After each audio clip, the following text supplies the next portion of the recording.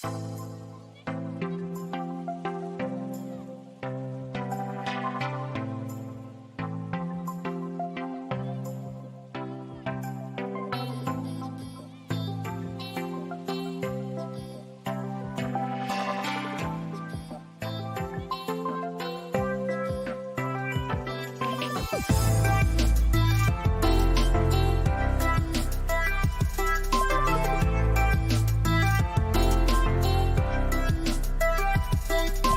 seu canal Rede Previdência passa a apresentar o programa Ao Vivo, Doutor. Senhores telespectadores, sejam bem-vindos ao seu canal Rede Previdência.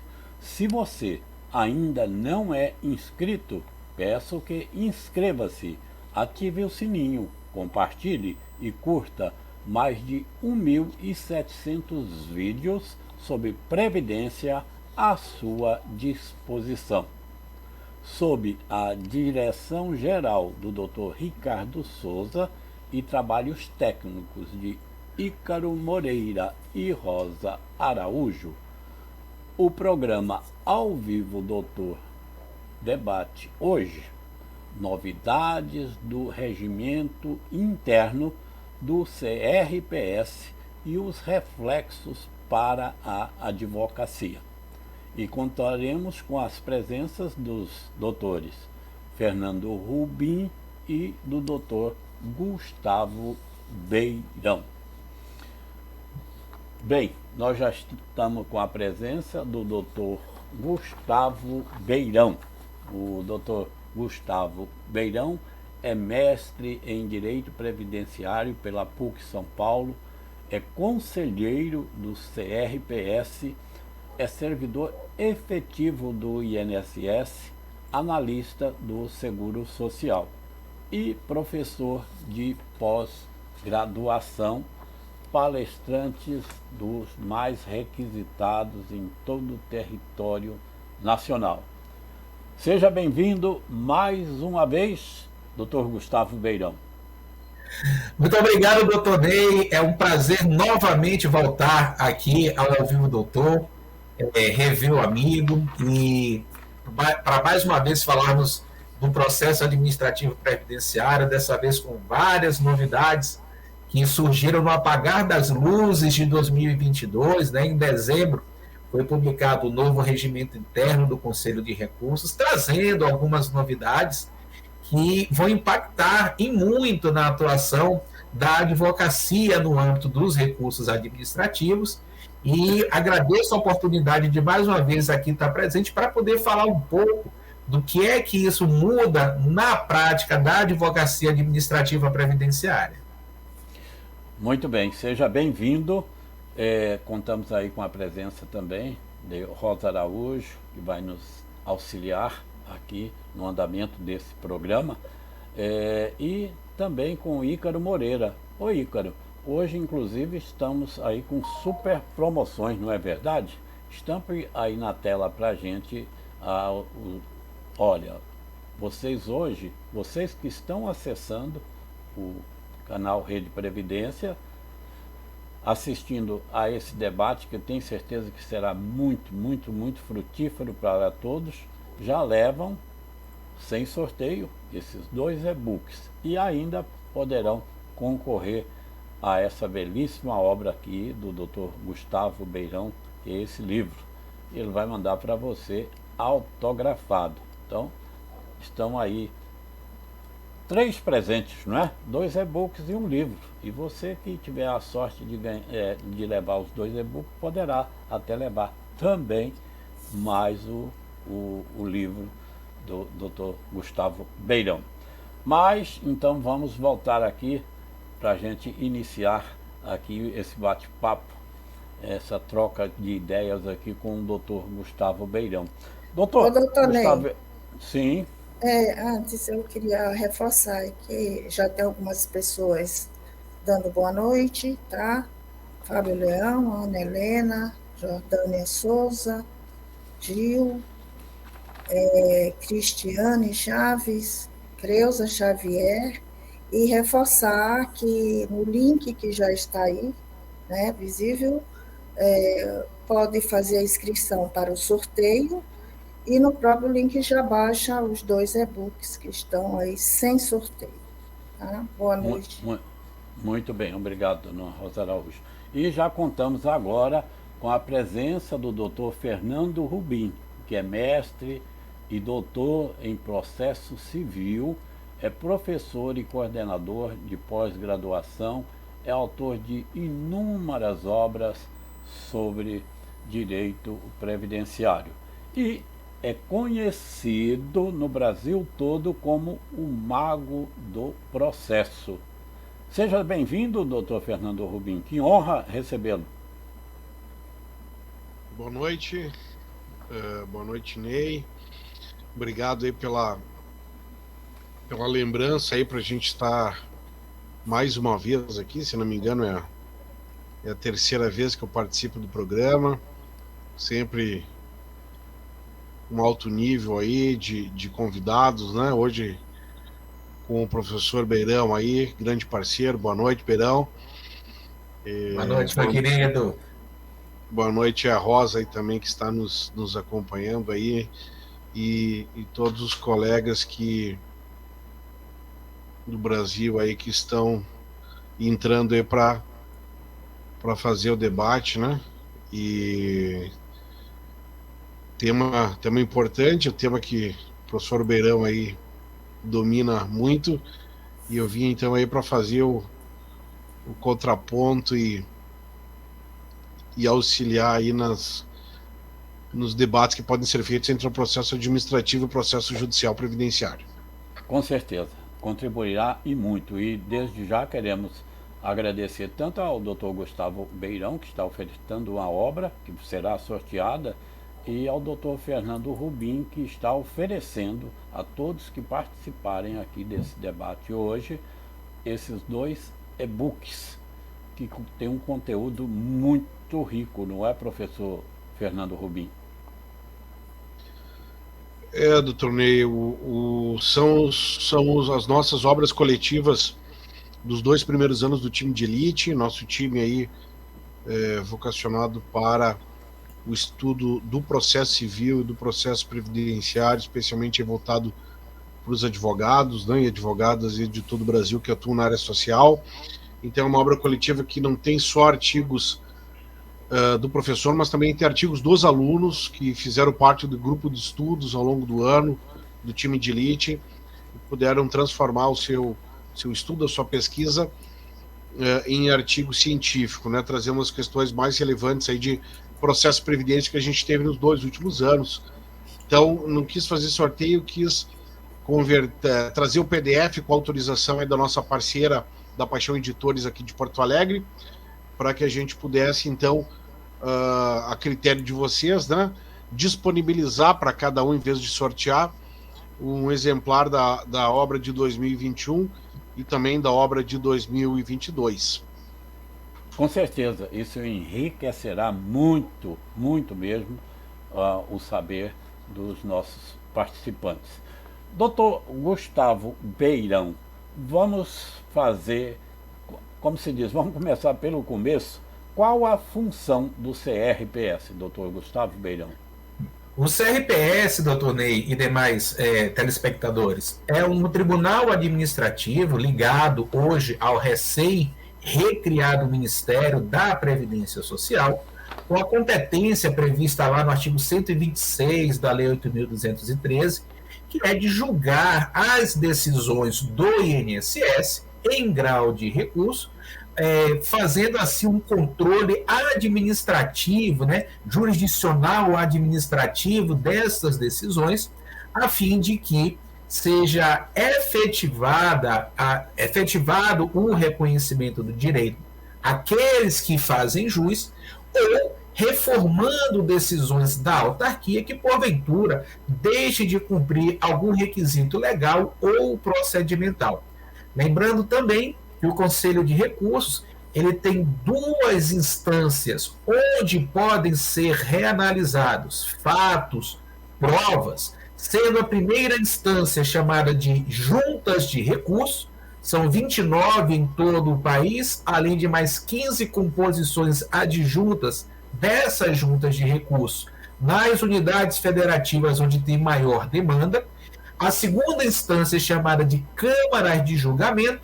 Ao total, são 4 câmaras de julgamento, sendo que 3 delas julgam as matérias referentes a benefícios do regime geral de previdência social, e desde novembro de 2022, uma Câmara julga exclusivamente matérias relacionadas ao fator acidentário de prevenção, o FAP, né? E existe também um órgão especial, que é o Conselho Pleno do Conselho de Recursos, que tem a competência de uniformizar as teses no âmbito da jurisprudência administrativa previdenciária, e ele discute apenas divergências em matérias de direito que são levadas ao seu conhecimento por meio de acordos das câmaras que são divergentes ou acordos das juntas que são divergentes nas matérias de sua alçada ou em relação a quaisquer dessas decisões e as resoluções do Conselho Pleno ou os enunciados do Conselho de Recursos. Então, nós temos, ao todo, 3 instâncias, sendo a primeira junta, segunda, Câmara de Julgamento, e uma excepcional chamada de Conselho Pleno, onde são discutidas apenas as teses jurídicas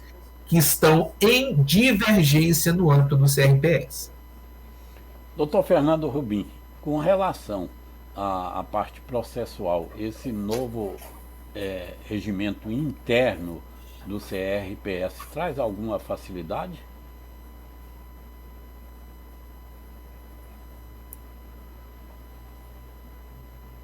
Está fechado, está mutado. Me chamou a atenção, Ney e colegas, a partir até do próprio estudo que o professor Beirão fez e já disponibiliza aí, né, sobre as mudanças do regimento interno do CRPS, que parece, né, ter uma aproximação com a lógica do processo judicial de uma forma mais intensa, né? E isso me parece, com relação a 2 grandes eixos, uma aproximação, né? Agora, se na prática vai funcionar, realmente a gente vai ter que examinar aí com calma, né, na prática, mas os 2 grandes eixos seriam o quê? Seria um eixo de precedentes, em que os precedentes trazidos especialmente pelas cortes superiores, né, STJ, STF, próprio TST, poderiam ser objeto de análise, e talvez a crítica aqui e o debate com o Beirão, né, é justamente se o CRPS ele poderá ou deverá, né, seguir a orientação, ou se deveria constar de uma maneira mais clara a questão cogente do órgão administrativo, julgador, ele seguir as decisões do Poder Judiciário, né? Porque esse é um grande debate. O Judiciário é levado a enfrentar uma matéria que teve indeferimento administrativo, aí o Judiciário desenvolve as teses,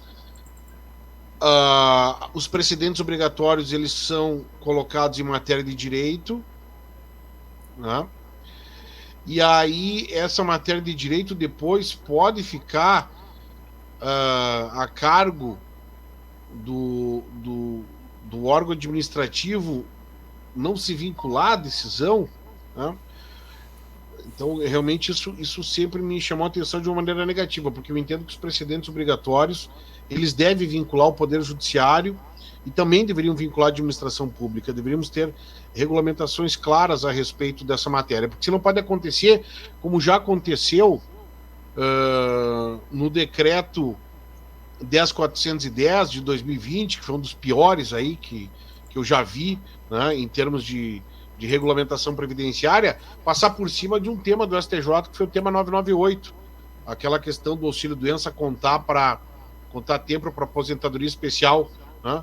Mas como é que pode, depois do judiciário desenvolver e debater a tese 10, 15 anos, aí o Estado perde por meio da sua autarquia federal e desenvolve um decreto logo na sequência que simplesmente trabalha de uma forma diversa do tema 998.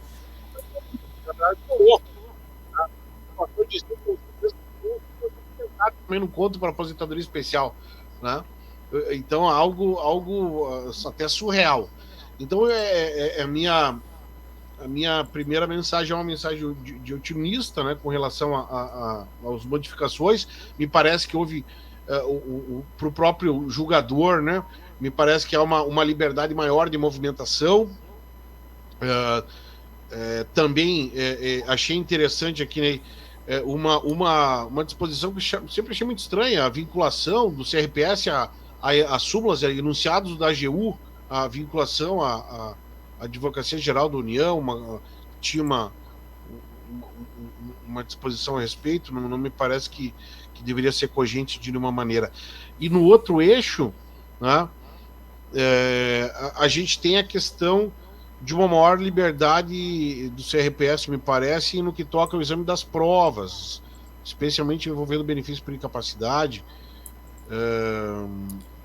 o que me parece que seja algo salutar, né? Uma maior ingerência do CRPS em matérias não só de direito, Beirão, mas também em matérias que envolvam provas, envolvam fatos, né?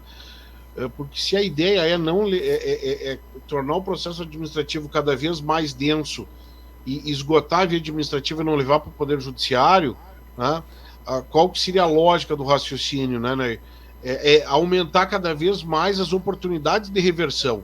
O advogado, e aqui falo também não só como professor, mas como advogado do segurado, ele precisa realmente acreditar que os recursos da via administrativa podem trazer resultado, que realmente o tribunal que vai examinar a matéria tem amplas condições de reversão da questão, não só em matéria de direito, mas também em matéria de fato. E em matéria de fato, envolvendo o que a gente chama no processo judicial de preponderância de provas, né? Por que outros elementos que não, por exemplo, o laudo pericial não podem ser suficientes para a procedência da demanda, no caso em esfera recursal, para o provimento do recurso a favor do segurado, né? Então aqui também fica um elemento que eu entendo satisfatório em termos do CRPS, né? Nessa movimentação do CRPS, que é a questão de abrir um pouco mais o leque do reexame de matéria de fato. E como eu fiz um contraponto aqui ao Beirão, faço outro para orientar a nossa noite, quem sabe, que eu sei que são algumas observações e não todas, né? Eu não gostei muito ali, Beirão, das disposições que limitam a apresentação de provas e elementos em embargo de declaração. Eu acredito que, sendo um recurso razoável, os embargos de declaração, e particularmente, né, no processo judicial, a gente utiliza tantos embargos de declaração conjuntada de documentos, em que a gente vê no campo social uma possibilidade, no Poder Judiciário já sendo desenvolvido, de limitações de questões formais em nome da substância, de se examinar documentos, mesmo em embargos de declaração, quando está ali evidente ou claro a questão dos efeitos infringentes. Eu não vejo com bons olhos essa restrição na via administrativa, até porque se o segurado entra com embargo de declaração com documentos e com pedido eventual de efeitos infringentes, evidentemente que em nome do contraditório, a parte contrária, no caso do INSS, né, poderia aí trazer alguma manifestação nesse caso, né? E eu não vejo como possível da gente tornar a via administrativa mais burocrática que a via judicial, né? com relação à busca do benefício de caráter alimentar. Mais de uma vez, até na nossa última obra do processo judicial previdenciário, trago jurisprudências, muitas aqui do Sul, né, enfatizando isso, né, o caráter social da demanda, a necessidade de desvinculação de questões formais muito importantes que afastam o julgador do exame do direito material, né? Me parece que a gente não pode fugir da questão se o segurado tem ou não razão no pleito. Elas não me soam bem, porque tudo que não for resolvido ali na via administrativa, o segurado depois vai levar para a via judicial. Então, seria interessante a gente dar essa liberdade maior para o CRPS examinar até o último detalhe o processo, até embargos de declaração via reexame de documentos, né?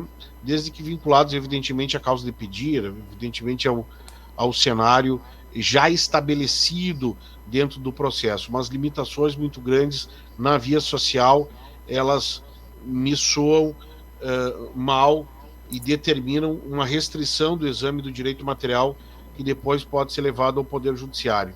E sempre que a gente não ataca o mal pela raiz, pode dar problema, né? Mais de 20 anos advogando demonstram isso. Deixou entortar o pau, deixou entortar a árvore para desentortar depois, a gente... mas vai ter recurso. Mas vai ter o Poder Judiciário. Aí depois o Poder Judiciário diz, mas tem o segundo grau. Mas depois tem o STJ. E acaba nunca, ou em grande maioria dos casos, não desentortando algo que, se a gente tivesse uma limitação menor de questões formais, a gente poderia ter resolvido isso lá atrás e ter resolvido melhor. Muito bem. O doutor Fernando Rubim levantou aí diversas questões, que vamos ter a intervenção do doutor Gustavo Beilão, algumas direcionadas para ele. E quero lembrar a todos que estão participando, não é, que estão garantindo sim os seus 2 e-books e ainda concorrerão ao livro. E também lembrar que vocês podem sugerir outros temas para que nós façamos em futuros debates. E também podem colocar suas dúvidas, os seus questionamentos, tanto para o doutor Rubim como para o doutor Gustavo Beilão. Rosa, eu vou passar a palavra. Calma. Eu vou passar a palavra para o doutor Gustavo Beilão, para que ele faça essas apreciações levantadas pelo doutor Fernando Rubim, mas antes você tem a preferência. Pronto, por favor. Só para nominar algumas pessoas, tá? Priscila Cristina, Gabriel Lemos, Tereza Andrade, Iraildes Beirão, Márcia Machan, Fabiana Oliveira, Isolda Rezende, Tereza Andrade, Rita Brito, Mônica Cordeiro, Núbia Sobral, Thaís Creche, Valdereis, Maria, Vera, Lilian, Maria Emília, Fabiano, Larissa, Rafael Leão, César Barbosa, reforçando que os e-books estarão disponíveis só durante a live. Então, façam a inscrição no link para ter direito a baixar os 2 e-books e o sorteio do livro. Obrigada. Muito bem, Rosa. Quanta gente boa, hein, que está por aí. Inclusive, já passaram por aqui Fábio Leão e agora a doutora Rita Brito, que serão homenageados agora nessa sexta-feira na Câmara Municipal do Recife, pelo desempenho deles como advogados previdencialistas. Doutora Núbia Sobral nos honrando com a sua presença. Afinal de contas, tanta gente boa, mas eu vou ter que passar a palavra aqui agora ao doutor Gustavo Beilão. Por favor, doutor Gustavo, faça aí as suas apreciações. Vamos lá. Primeiro a gente quer contextualizar como que surgiu a redação deste novo regimento interno. Eu participei da equipe que redigiu, só que como todos os atos, né, das entidades vinculadas ao Ministério, ela precisa passar pela AGU, pela consultoria jurídica do Ministério da Previdência Social, e nós sabemos que historicamente a AGU ela tem uma posição mais conservadora, né, mais austera em relação a determinados temas jurídicos que são debatidos no judiciário.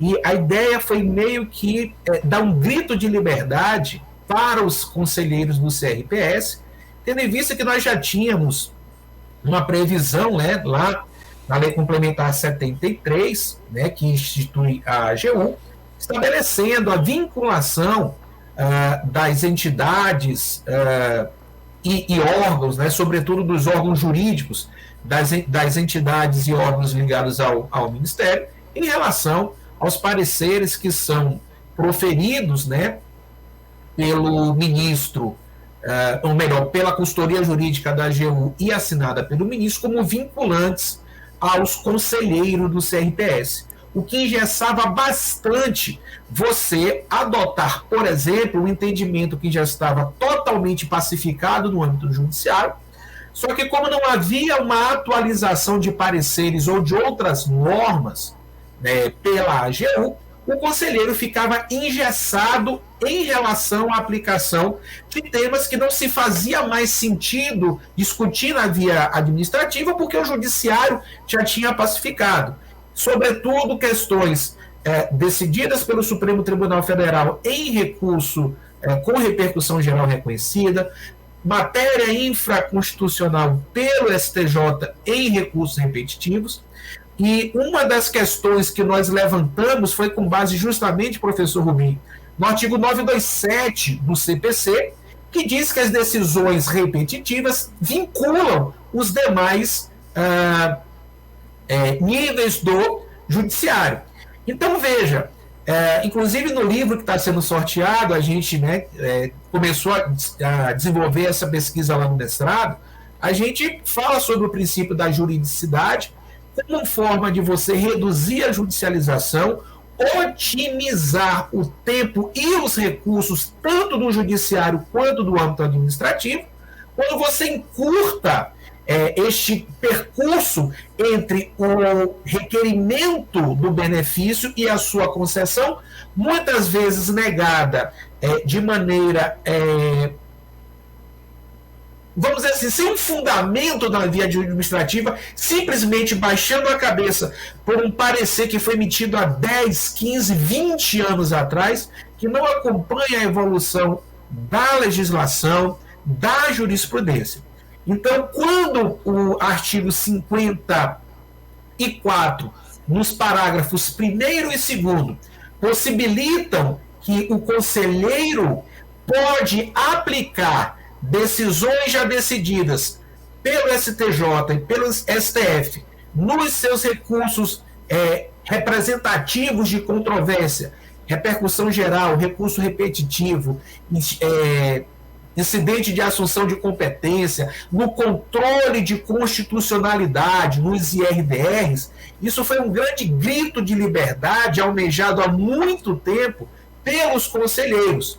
Então, por exemplo, nós já temos acórdãos das juntas de recurso, uma vez que isso foi recente, aplicando o posicionamento do tema 998 do STJ, reconhecendo o período de benefício por incapacidade como atividade especial, sendo ele acidentário ou não. E isso, até dezembro do ano passado, seria levado, inclusive, né, o conselheiro que aplicasse isso, a pena de responsabilidade administrativa, porque estava descumprindo uma tese que estava fixada num parecer da consultoria jurídica assinada pelo ministro de Estado. Então, isso foi uma grande evolução no sentido da gente poder, então, aplicar essas teses jurídicas já pacíficas em âmbito administrativo, sem ter que responder processo administrativo disciplinar, que muitas vezes era o que freava a aplicação dessas teses. Então, eu considero estes dispositivos do Conselho de Recursos um grande grito de verdade e um grande aliado da redução da judicialização dos benefícios previdenciários, uma vez que a gente pode agora tranquilamente aplicar essas teses e, caso elas venham a ser reformadas ou tenham novos acordos de conselheiros que não concordem com essa tese, apesar de ser pacificada, aí sim nós teremos a palavra final dada pelo Conselho Pleno do Conselho de Recursos. Possibilidade que antes não existia, porque você não podia votar de uma maneira distinta desses pareceres da AGU, dessas normas da AGU, ainda que estivessem desatualizadas, ainda que estivessem ultrapassadas. Então esse é o primeiro ponto que eu vejo como positivo neste novo regimento interno, fazendo com que o advogado, né, se antigamente nas nossas aulas a gente dizia, gente, esquece essa jurisprudência do judiciário, esquece essa súmula do STJ, isso não vincula os conselheiros. Se hoje elas permanecem não vinculando, hoje não há um impedimento na sua aplicação. E acreditem, a maioria dos conselheiros vai aplicar uma série dessas decisões.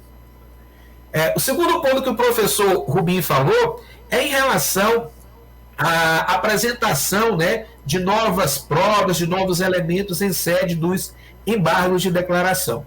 Havia uma divergência interna a respeito da natureza dos embargos de declaração no âmbito do recurso administrativo previdenciário. É recurso? É incidente? Porque se for recurso, a gente vai ter que ter um outro tratamento, a natureza é diversa, dentre outros.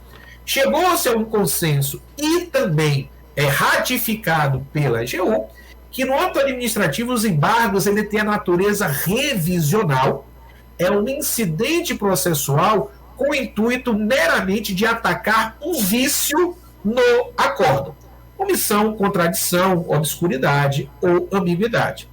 O que se chegou ao consenso do grupo que estava redigindo o regimento interno é que, se você não se manifesta em relação a um período ou a um documento que não foi apresentado no seu acórdão, não há vício. Não existia este pedido, não existia essa documentação a exigir uma manifestação dos julgadores, portanto não há omissão.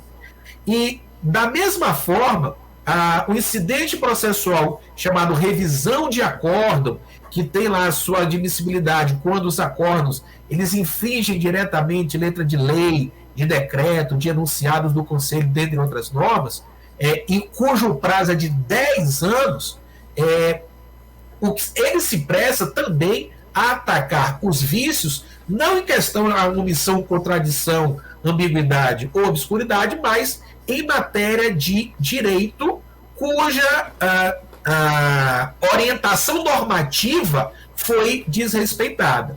Então, nesses casos, e também com base no próprio artigo 347 e parágrafos 2º e 3º do decreto 3.048, onde diz que não terá uma sequência, um eventual pedido de revisão da decisão indeferitória, quando apresentam-se outros documentos, além daqueles que foram utilizados na decisão.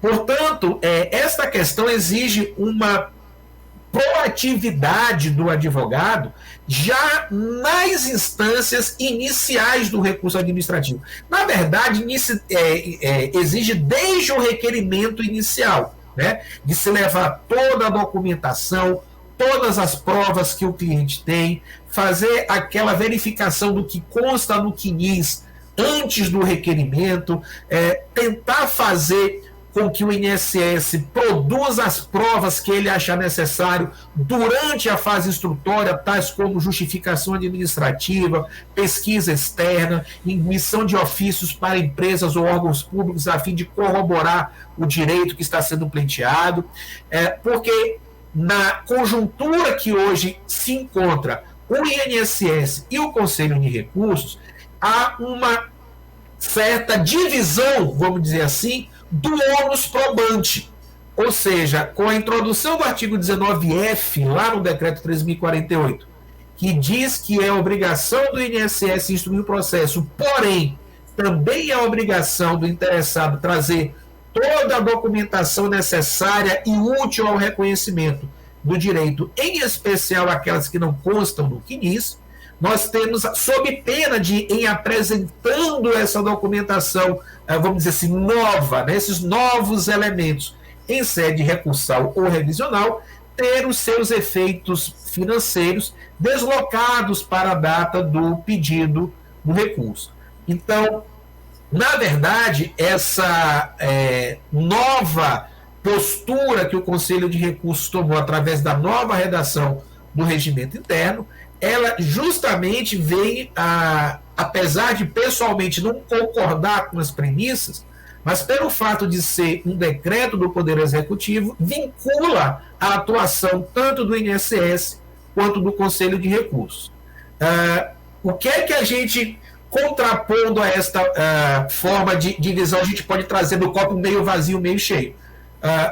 Tudo aquilo que você consegue em termos de dilação probatória no âmbito do administrativo, sobretudo em matérias tais como BPC-LOAS, tempo rural, atividade especial, muitas delas se mostram mais benéficas à produção de prova no âmbito administrativo em relação ao judiciário, sobretudo quando a gente está no âmbito dos juizados especiais federais, onde muitas vezes os juízes eles limitam um pouco a produção de provas, enfim.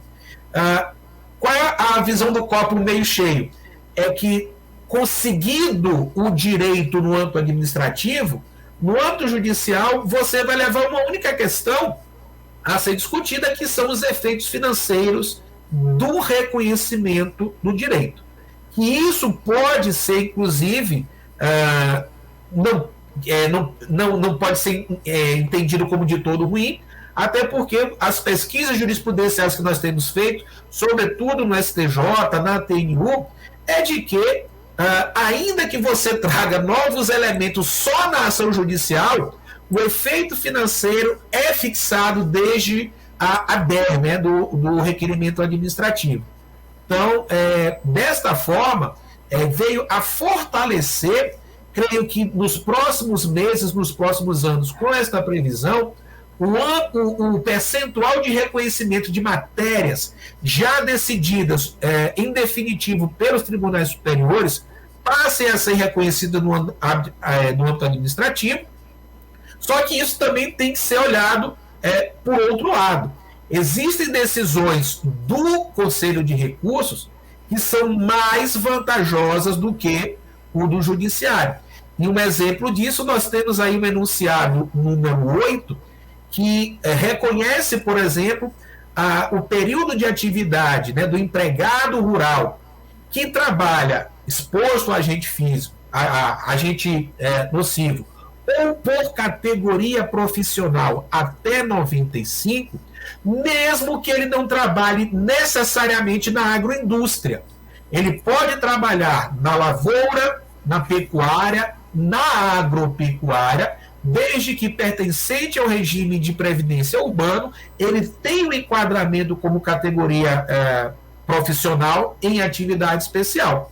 Entretanto, o STJ já pensa diferente, inclusive teve um pedido de uniformização de legislação federal que decidiu que, se ele não está exclusivamente na agropecuária, ele não tem direito ao reconhecimento desse período como atividade especial. Então, nós vamos ter aí, a partir de agora, uma atenção redobrada naquela jurisprudência que pode ser aplicada no âmbito do CRPS, oriunda do STJ e do Supremo Tribunal Federal, e temos que ter esta atenção, porque nem tudo que o Judiciário decide é mais favorável do que o âmbito administrativo.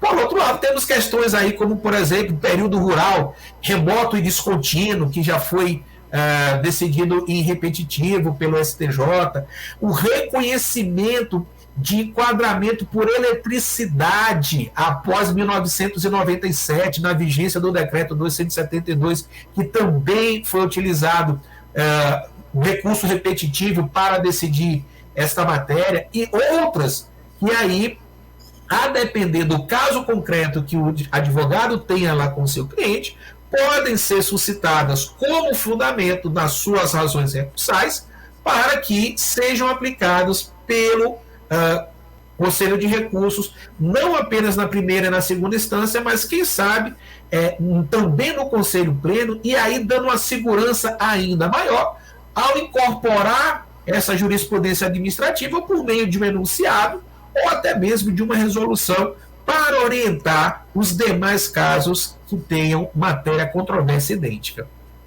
Muito bem, doutor Beirão. Continuo dizendo que vocês podem fazer os seus questionamentos e apresentem, por favor, sugestões para novos debates. Doutor Fernando Rubim, doutor Gustavo Beirão aqui chegou a destacar alguns pontos que é mais vantajoso se levar para o Conselho do que ir para a Justiça.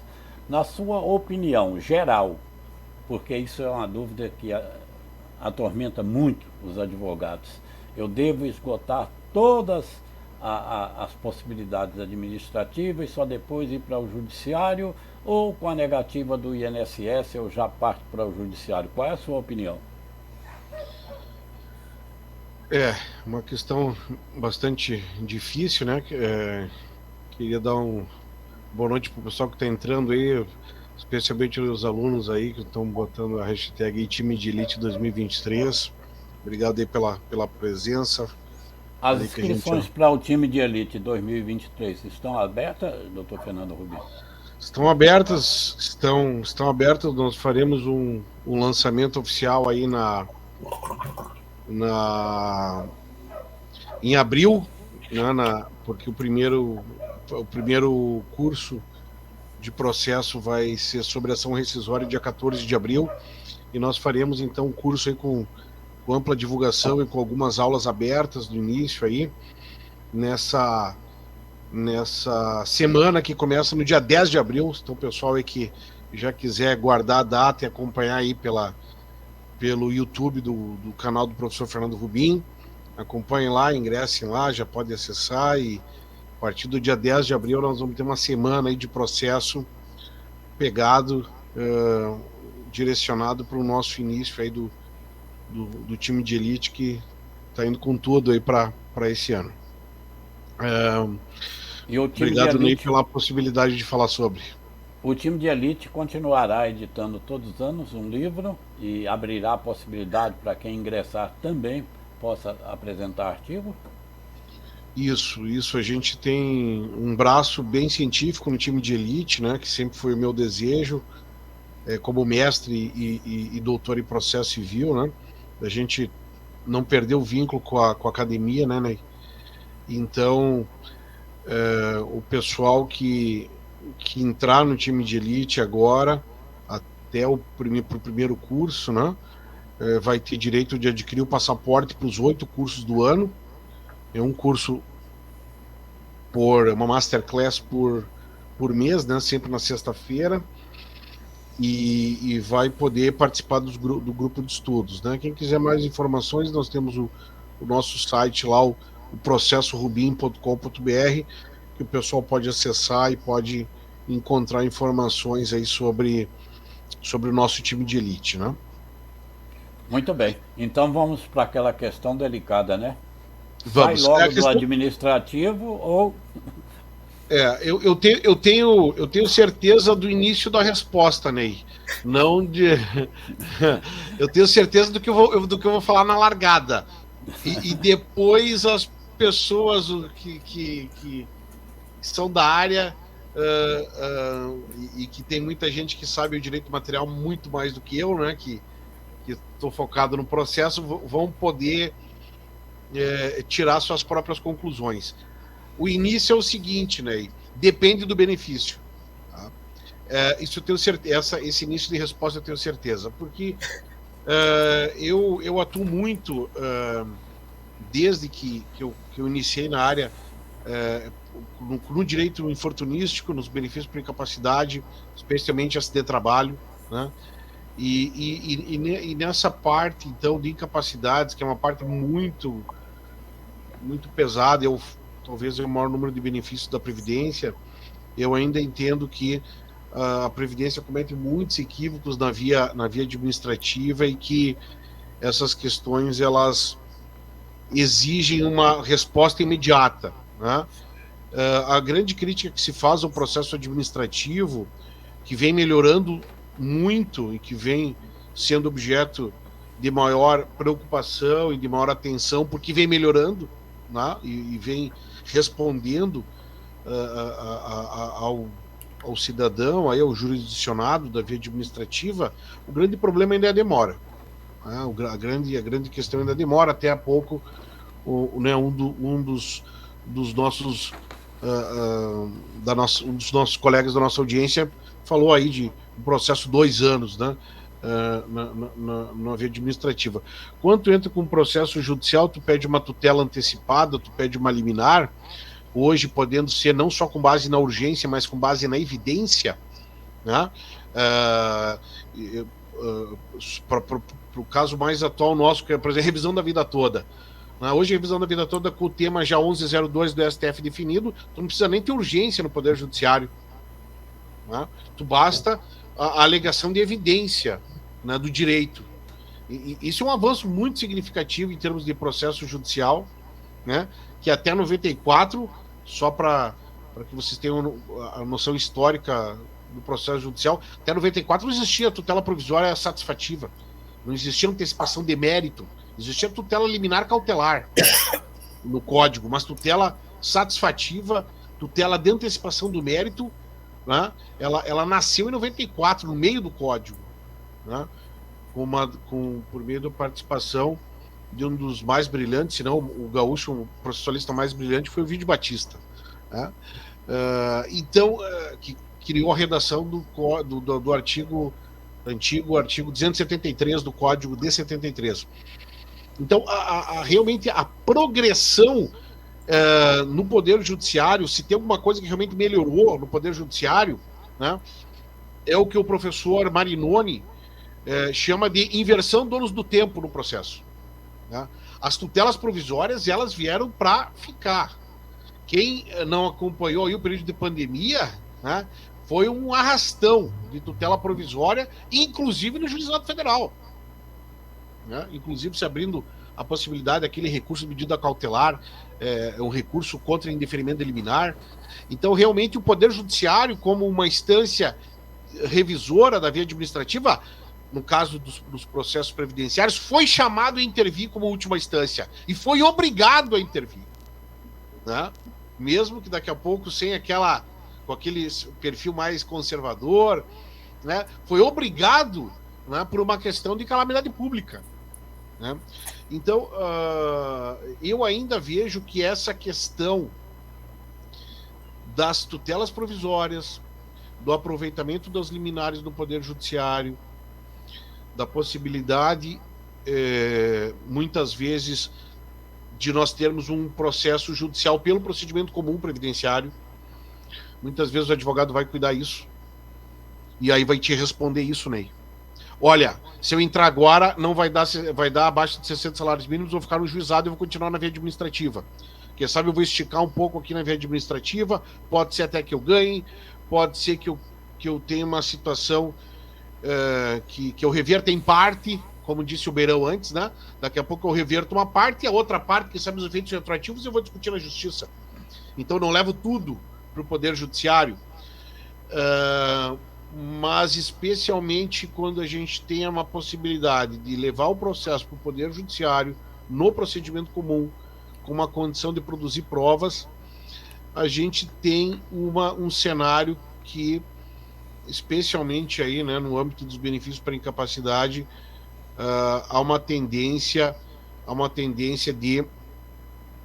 de se ingressar no Poder Judiciário. Agora, essa tua pergunta, ela é sensacional, porque ela oferece tantos desdobramentos que a gente poderia chegar numa tese de doutorado aqui.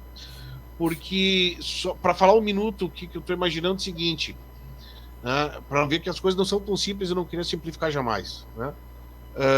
Muito bem, tu vai entrar direto no Poder Judiciário, e as provas que tu deixou de trazer no processo administrativo, que tu poderia aprofundar, tu poderia entrar com mandado de segurança, por uma reabertura de tarefa, né, Beirão?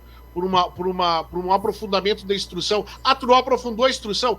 Tu foi entrar no Poder Judiciário. E agora o tema 1124, como é que fica? que vai decidir se os novos documentos levados ao Poder Judiciário, eles implicam em não pagamento do benefício desdader. Né? Ah, mas o advogado optou. Sim, mas o advogado optou pelo Poder Judiciário, mas ele teria uma possibilidade, não indiretamente, quem sabe, de recorrer, mas de reabrir a instrução na via administrativa, de trazer a oportunidade via mandado de segurança na via administrativa, de buscar novos espaços aí de produção de prova, né? Então, esse é um cenário que me preocupa, o tema 1124. Como é que o STJ vai enfrentar essa questão? Porque aqui eu posso ter um julgamento político, de certa forma, aqui, né, Ney, colegas? Porque eu posso ter uma ideia aqui de fechamento do acesso ao Poder Judiciário, do fechamento do acesso à Justiça, que para mim me toca muito lá no artigo 5º 35, né?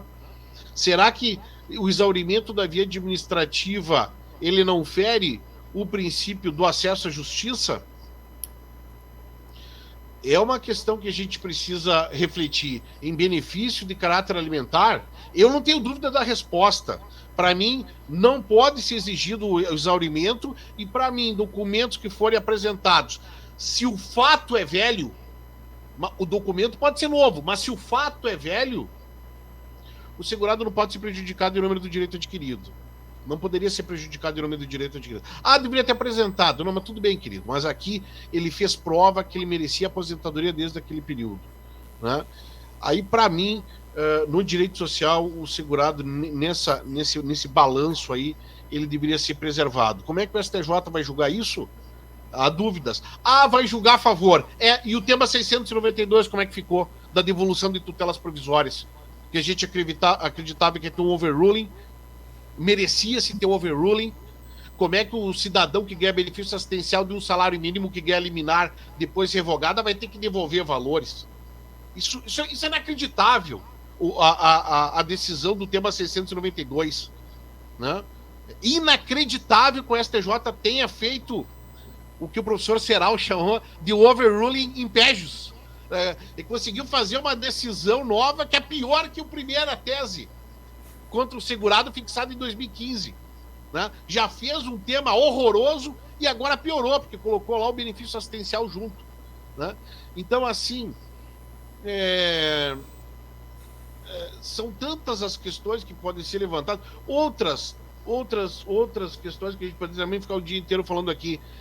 Essa perícia, e aí o professor Beirão provavelmente sabe mais do que eu, e deve saber mais do que eu, essas perícias de incapacidade não é perícia de deficiência. Né? E na justiça não se sabe direito ainda isso. É inacreditável que não se faça diferenciação que o Poder Administrativo, que o INSS vem fazendo, ou pelo menos a gente sabe que uma perícia de LOAS para deficiência é uma perícia mais qualificada, e eu falo da deficiência porque também ali no regimento interno, Beirão, eu vi que tem uma manifestação ali da possibilidade, né, do CRPS avançar nesse cenário, né? Então a gente, daqui a pouco, Ney, nós temos perícias na via administrativa que são diferentes da via judicial, né? Eu não sei nem se na via judicial a gente tem perito capacitado para fazer uma perícia de demonstração de deficiência, e isso tudo daqui a pouco pode ser resolvido melhor no CRPS do que com relação à justiça, né? Eu acredito muito na justiça.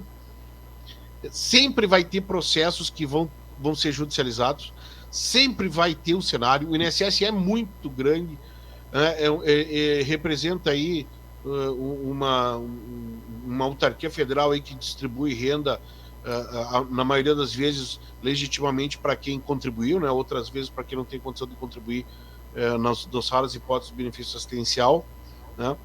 Mas eu acredito que o caminho hoje vem sendo, né, de limitação do poder judiciário, pelo menos nas aposentadorias programadas, e eu tenho aí algumas dúvidas nessas questões que exigem prova, né?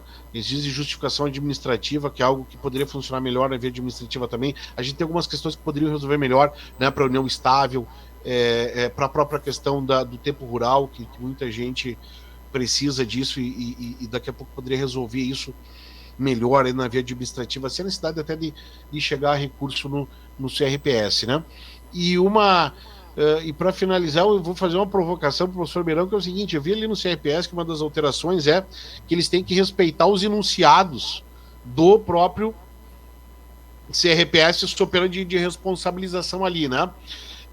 Então aqui me parece que aquela aproximação do processo administrativo e judicial, dos precedentes do STJ e do STF, aos poucos me parece que é capaz de se fazer aqui, professor Beirão, uma aproximação cada vez maior, né, entre a via administrativa e judicial, para que, de um lado, se respeite as decisões do Poder Judiciário e daqui a pouco se veja alguns entendimentos, alguns enunciados do CRPS, alguns podem ser até melhores, como foi mencionado aí, né, mas alguns entendimentos que daqui a pouco colidem com o do Poder Judiciário, para não ficar uma situação estranha, né, porque a gente está falando aqui liberdade, o grande elemento da liberdade, e o histórico que o professor Beirão aqui fez foi fantástico, né, para a gente.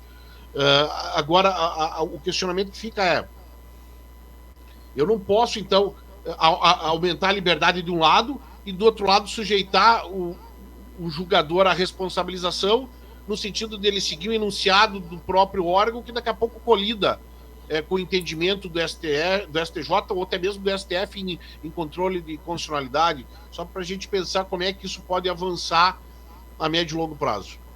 Pois é.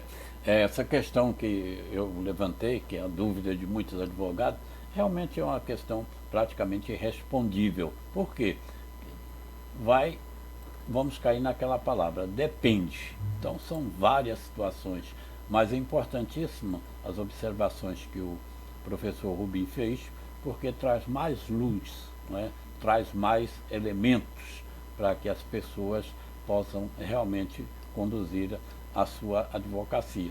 Que é a finalidade aqui desse programa, é justamente trazer saber, trazer informação, trazer pessoas capacitadas para que possam dialogar e enriquecer. Bom, nós já estouramos o nosso tempo.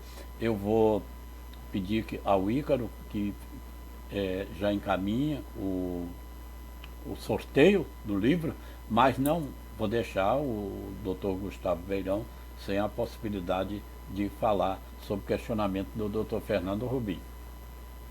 Doutor Fernando, adorei a sua provocação e, desde o início, essa foi uma preocupação nossa.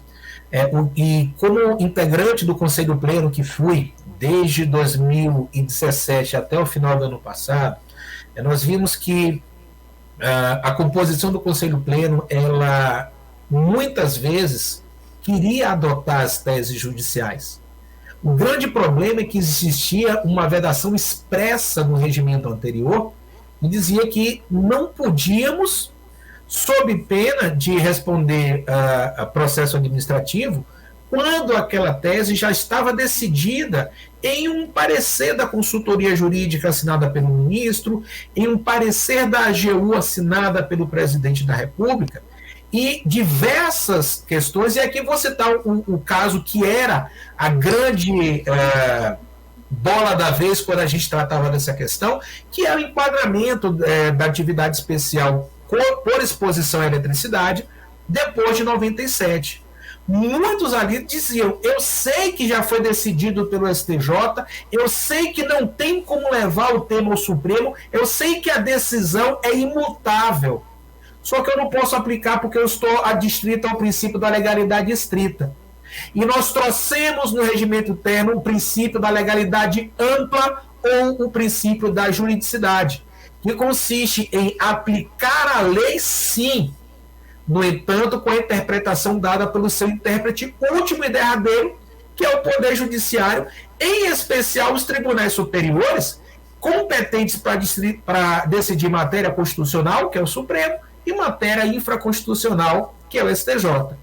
Não se surpreenda, professor Rubim, doutor Ney e demais presentes, se nós começarmos a ter enunciados no mesmo sentido das teses já pacificadas no STJ e no STF. Começamos já Nesse mês tivemos a notícia de algumas juntas aplicando o entendimento, se eu não me engano, é o tema 243, alguma coisa assim no STJ, dizendo, olha, com o permissivo do artigo 54 do regimento, eu posso aplicar a tese decidida em repetitivo, que reconhece o enquadramento como atividade especial por eletricidade após 97. E estamos começando a conceder benefícios. Estamos tirando processos da fila da judicialização com base nesses dispositivos. A maioria dos conselheiros tem um entendimento da hipossuficiência do segurado, que a autarquia é muito grande. O INSS, costumamos dizer que tem o maior escritório de advocacia do país, que é a AGU, em seu favor. Quem é que o segurado especial tem? O ribeirinho, o pescador artesanal tem em defesa dele? Ele mesmo, cuja razão recursal muitas vezes é: não concordo com a decisão, preciso do benefício. Então, essas questões são assim analisadas pelos conselheiros. Creio que ainda é cedo, né? A modificação tem pouco mais de 3 meses, né, no regimento interno. Creio que agora os processos que vão ser julgados de agora em diante, já com esta nova sistemática, já com esta possibilidade, tendem a levar questões que, porventura, venham a ser trazidas não pelos interessados, mas principalmente pelo INSS, quando pegar decisões, né, anteriores ao novo regimento, que tem essa divergência em matéria de direito, começar a levar isso para o Conselho Pleno, e tenho esperanças e um otimismo no sentido de que as decisões do Conselho Pleno, materializadas nos enunciados vinculantes, passem a incorporar as decisões, as teses já decididas em última e definitiva instância no Poder Judiciário. Essa é a nossa esperança, com esse otimismo é que nós estamos encarando esta possibilidade da aplicação do princípio da juridicidade hoje lá no CRPS.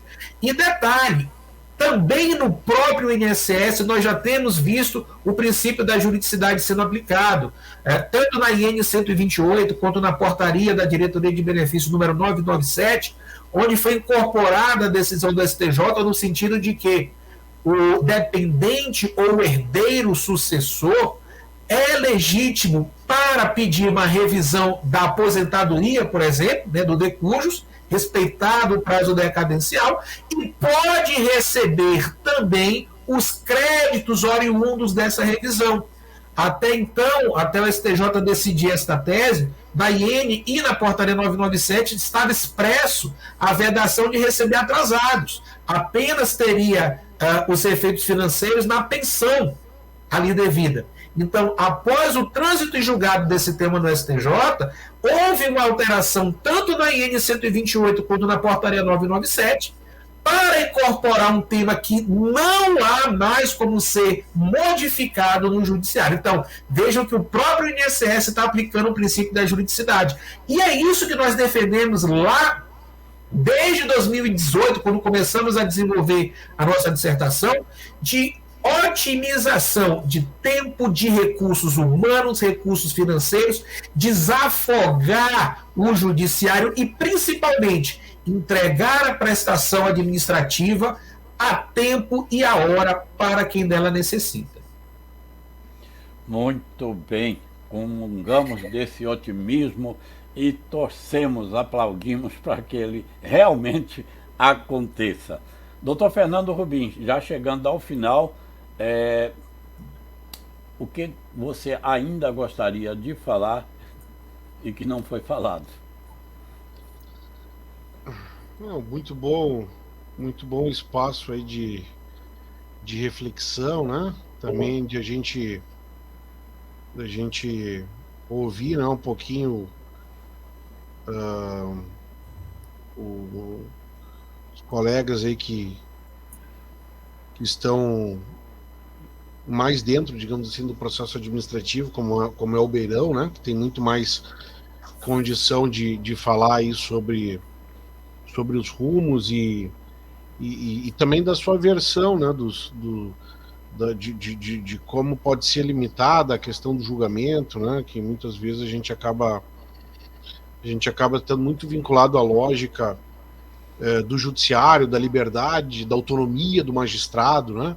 Quando a gente fala de ciclo de legalidade, isso no Poder Judiciário, isso é matéria do primeiro semestre do direito, né? Que a gente dá lá, leciona círculo de juridicidade, interpretar a lei de acordo com a Constituição.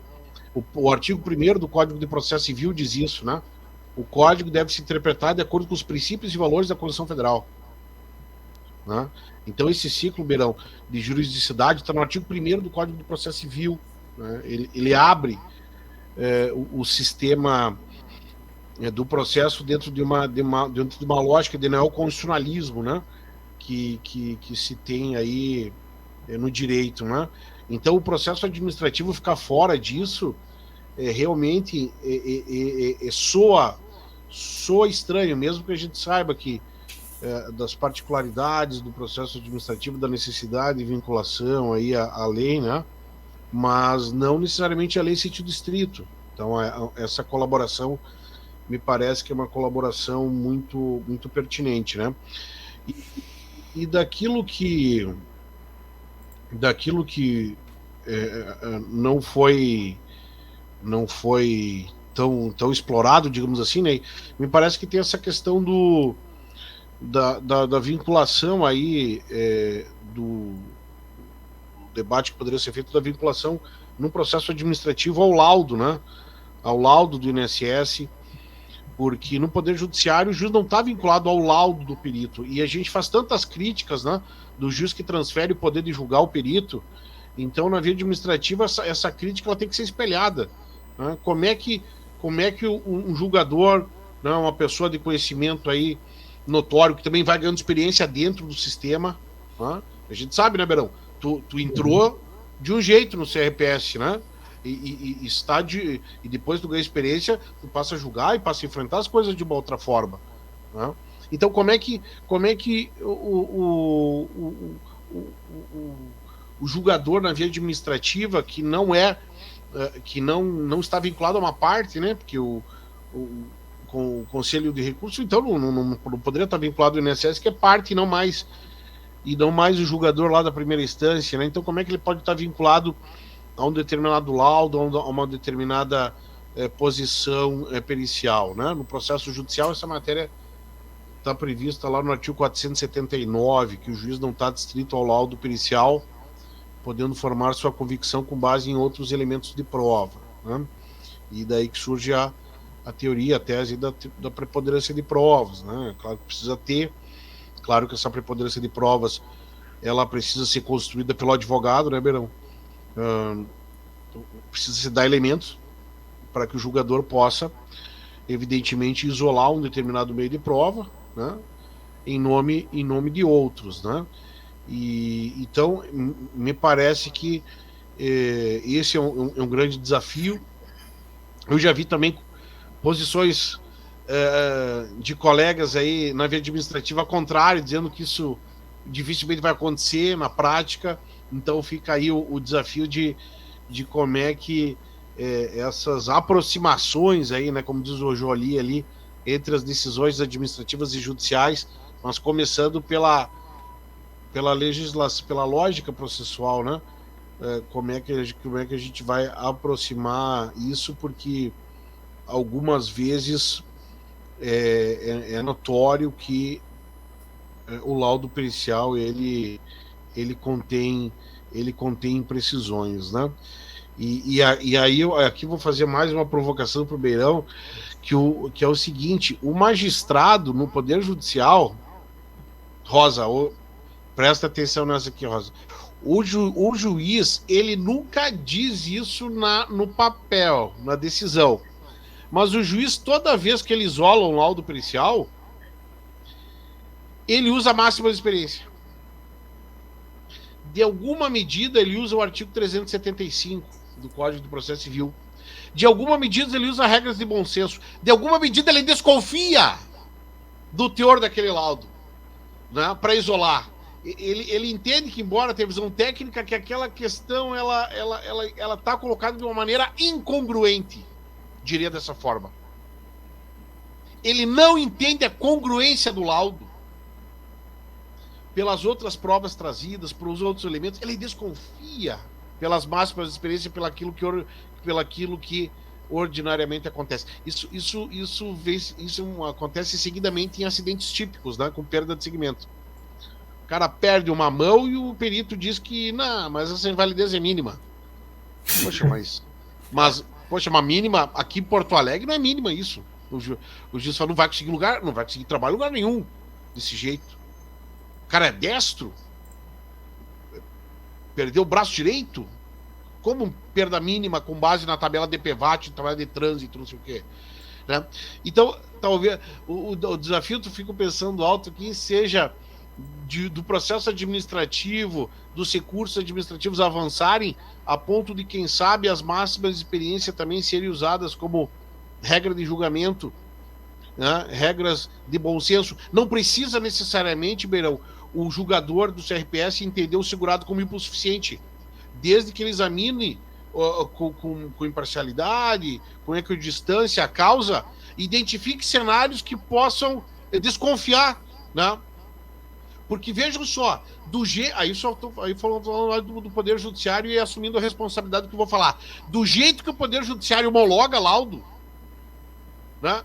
Não é possível que estejam certos todos esses laudos aí, homologados pelo Poder Judiciário, sem um exame crítico, sem o mínimo de exame crítico, sem uma ponderação de bom senso, pelo menos em alguns dos casos, né? Eu gostaria de ver essa análise, né, um pouco mais cuidadosa, um pouco mais relacionada à realidade, que evitasse essa judicialização, né? Um pouco mais de sensibilidade, um pouco mais do segurado saber que realmente foi avaliado, que realmente não foi simplesmente homologado um determinado meio de prova, que foi levado em consideração a preponderância de provas, as máximas experiências, as regras de bom senso, aquilo que ordinariamente acontece, exatamente como estabelece na lei, né? Não estou falando, estou falando que a lei processual determina que o juiz faça isso, lá no artigo 375. Muito bem. Doutor Gustavo Beirão, eu acredito que eu vou lhe aposentar agora. Eu vou lhe aposentar agora. Ou será que você seria capaz de, em 1 minuto, dar uma resposta aí ao doutor Fernando Rubi? Artigo 33, parágrafos 2º e 3º do novo regimento interno, doutor Fernando Rubi. Ele vai ao encontro de toda essa provocação feita, principalmente porque no âmbito judicial, ainda que não se concorde com os laudos, enfim, eles têm uma obrigação de fundamentar, ainda que seja sem pé nem cabeça. Alguns pareceres técnicos, né, médicos da Perícia Médica Federal, pasmem, muitas vezes ele sequer trata do questionamento que foi feito ali pelo conselheiro. Que é, olha, ratifique ou retifique a DI, a DID, realmente havia incapacidade antes do óbito, quando ele ainda estava no período de graça. E as respostas que vêm, não estou mentindo, juro pela vida da minha mãe que está me assistindo, a Iraildes Beirão, que é a minha mãe, mas eu já peguei pareceres dizendo o seguinte: não há elementos para alteração da decisão anterior. E esse foi o fundamento do parecer. Eu já peguei pareceres dizendo: o sistema está lento, não dá para responder e devolver. Eu já peguei pareceres com o seguinte dizer: preciso estudar mais esse tema. E o que nós trouxemos no regimento interno, e aí vou revelar que essa foi uma redação que eu sugeri, por conta desse tipo de parecer que estava voltando para o conselheiro. De duas, uma. Ou ele devolvia para que efetivamente a perícia médica se manifestasse a respeito das questões técnico-médicas que estavam sendo decididas, ou por aquilo ali você tinha que indeferir o benefício, porque você não tinha resposta. E isso é desonestidade, na minha opinião, com o segurado. ele requerer um benefício, ele precisa ter, sob pena de você descumprir o princípio do contraditório, da ampla defesa, da boa-fé, do devido processo legal, que são aplicados também no processo administrativo. Porque se você não sabe o motivo do indeferimento, se você não tem uma fundamentação, como que você pode argumentar em sede de recurso ou até mesmo no âmbito judicial? Então, o que é que nós colocamos na redação do parágrafo 3º? O parecer técnico da matéria médica, previsto no parágrafo anterior, será produzido pelos peritos médicos federais com caráter vinculante, desde que devidamente fundamentado. E fundamentado como? De forma explícita, clara e congruente com análise das provas constantes nos autos, bem como conclusão respondendo objetivamente aos questionamentos e informações constantes na diligência solicitada pelo conselheiro julgador. E aí vem a autonomia do conselheiro, sob pena de afastamento da análise pericial. Afasta-se o parecer que não veio devidamente fundamentado e as demais provas constantes nos autos serão utilizadas para a decisão do conselheiro. Então, por isso que quando a gente fala que esse regimento foi um grito de liberdade, foi justamente em relação a esses dois pontos. Poder aplicar decisões pacíficas do judiciário, poder afastar um parecer que não seja devidamente fundamentado. E com base no que o regimento traz isso? Artigo 50 da Lei 9784, que exige o dever de fundamentação das decisões administrativas. Então, quando você tem um ato médico, beleza, é um ato médico, mas antes de ser um ato médico, ele é um ato processual no âmbito do processo administrativo. E como qualquer outro ato, ele deve ser fundamentado sob pena de nulidade. Então foi com base nessa construção que nós conseguimos, tanto que nem a AGU riscou, que se fosse uma coisa absurda, uma vez que passou pelo crime da AGU, ela dizia, não, que é isso, você não pode falar mais do que o perito. E passou. Temos uma autorização ministerial para afastar um ato administrativo não devidamente fundamentado. Temos autorização ministerial para aplicar decisão do judiciário. E temos autorização judicial para fazer aquilo que hoje está no enunciado número 1, mas que há muito tempo, inclusive, chancelado 2 vezes no Supremo em repercussão geral. Conceder o melhor benefício a que o segurado faz jus, cabendo à Previdência Social orientá-lo neste sentido. Muito bem. Bom, os senhores já ficaram devedores de um novo programa para abordarmos, né, tantas e tantas outras questões. Você quer falar, Rosa? Eu quero. Tem muita gente boa aqui participando. Tem uma quantidade bem grande de gente, de pessoas. SPS Advogados, Álvaro Menezes, Mary de Souza, Maria Helena, Larissa, Afonso, Carol, Ramos Silva, Rita, Tereza, Cristiane, Fabiana, Neuza Bastos. Muita gente boa. Muita gente boa aqui, muita opinião. E vou aproveitar para cobrar aqui, viu, Rosa? Ramos Silva está me devendo um licor de jabuticaba. Faz tempo, hein, Ramos Silva? Faz tempo. Muito bem. É bom. Bom, eu posso agora, doutor Fernando Rubim, eu não sei se você conhece, mas vou revelar um segredo aí de Beirão. Beirão, Ícaro, foca lá no Beirão lá. Bota ele na tela cheia aqui, por favor. Beirão, ele quando não está lendo, quando ele não está estudando, quando ele está no computador, atrás da cadeira dele ali, por favor, mostra o que tem aí atrás da sua cadeira, Beirão. Pega aí, pega um pra gente, por favor. Pega logo 2. Olha aí. Tá vendo? Isso aí é justamente o relaxamento, é o lazer dele. Beirão foi integrante do Olundum. E dá uma palhinha aí pra gente, vai, Beirão, pra gente encerrar aí com música boa. Ícaro, prepare aí o sorteio enquanto o Beirão dá essa colher. Já pintou o verão, calor no coração, a festa vai começar. Salvador se agita, uma só alegria, eternos Dodô e Osmar. Na Avenida 7, da Paz eu sou Tiete, na Barra o farol a brilhar.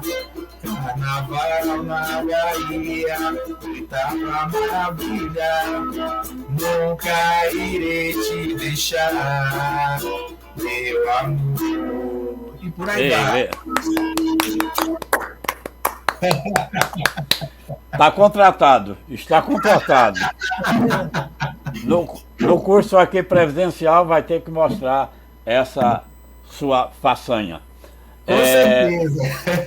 Ícaro, nós já temos aí a ganhadora, o ganhador.